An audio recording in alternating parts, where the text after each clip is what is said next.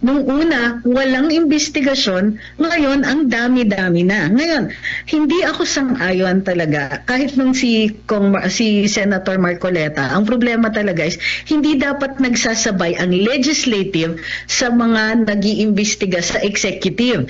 Kasi maaapektuhan yung appreciation ng ebidensya.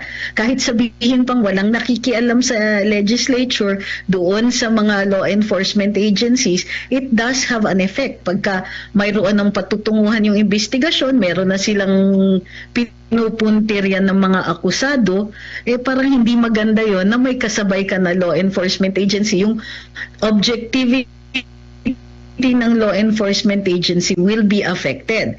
In this case, nag-imbestiga ang Senado kasi nga walang investigasyon happening anywhere. Ngayon, sumabay pa ang House at yung House, mababa po ang credibility nila ngayon.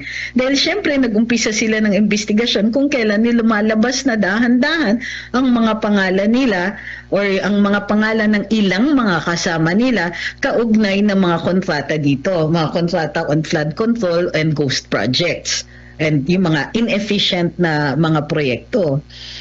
So, para sa akin, pagulo na ng pagulo. Sa dami ng mga grupong nag-iimbestiga at lahat sila tila may mandato or suspiciously may mandato, tingin ko, magsasalu-salungat yung ebidensya, magsasalu-salungat ang mga teorya, yung tinatawag nating theory of the case. And hindi ko alam, parang sinasadya ba ito?